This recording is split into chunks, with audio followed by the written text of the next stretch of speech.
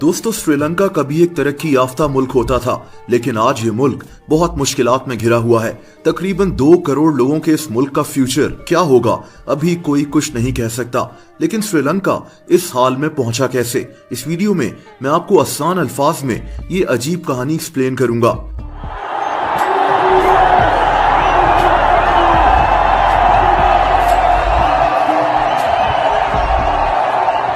दोस्तों, सबसे पहले बात करते हैं कि श्रीलंका में इस वक्त हालात क्या हैं। श्रीलंका इस वक्त 51 अरब डॉलर्स के कर्जे में डूबा हुआ है। श्रीलंका के पास इस वक्त बाहर से चीजें इंपोर्ट करने के भी पैसे नहीं है, जैसा कि दवाइयां, फूड आइटम्स और पेट्रोल वगैरह।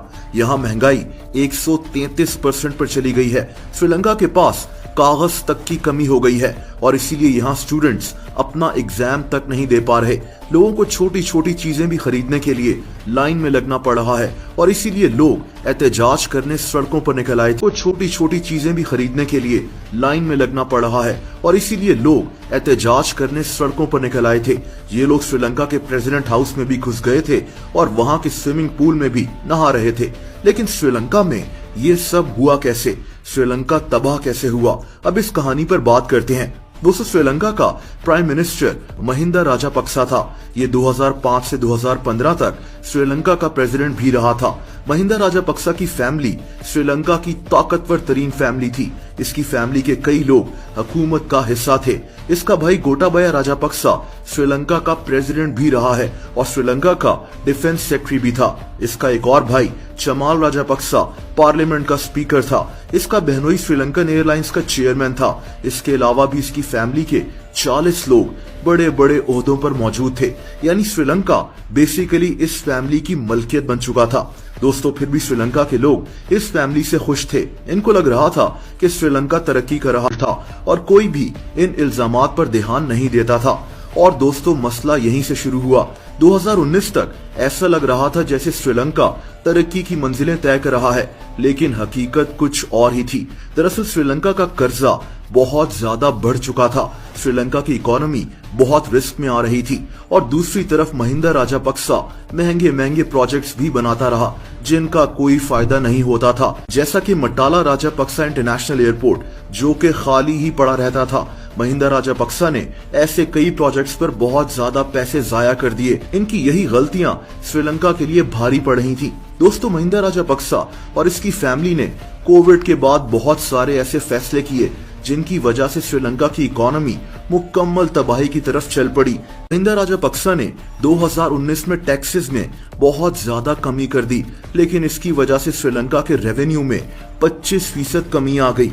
ये श्रीलंका की मईशत के लिए तबाहकुन फैसला था। 2020 में कोविड आने के बाद श्रीलंका की मईशत और भी तबाह हो गई, क्योंकि श्रीलंका में टूरिस्ट यानी सियाह आना बंद हो गए, जो कि श्रीलंका की इकोनॉमी का एक बहुत बड़ा सहारा थे। 2021 में महिंदा राजापक्सा ने एक और बहुत बड़ी गलती की जब इसने केमिकल फर्टिलाइजर्स पर पाबंदी लगा दी।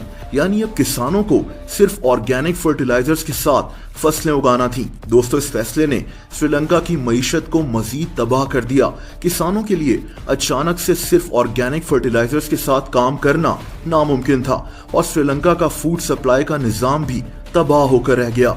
इसकी वजह से श्रीलंका को चावल और दूसरी चीजें बाहर से इंपोर्ट करनी पड़ी और अब यहाँ खाने पीने की चीजें भी बहुत ज्यादा महंगी हो गईं। महिंदा राजापक्सा ने बाद में इस फैसले को वापस तो ले लिया था, लेकिन इस फैसले ने श्रीलंका की मईशत पर बहुत बुरा असर डाला था। वो मईशत जो पहले ही तबाही के धाने पर थी। श्रीलंका बाहर से चीजें इंपोर्ट करने पर बहुत ज्यादा पैसे खर्च करने लगा और श्रीलंका के फॉरेन रिजर्व्स भी खत्म होना शुरू हो गए।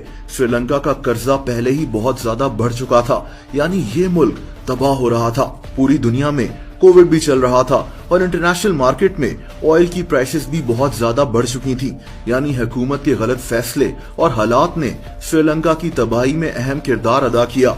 श्रीलंका में चीजों की कीमतें आसमान को छूना शुरू हो गई थीं। लोगों के लिए मामूली चीजें भी खरीदना मुश्किल हो चुका था।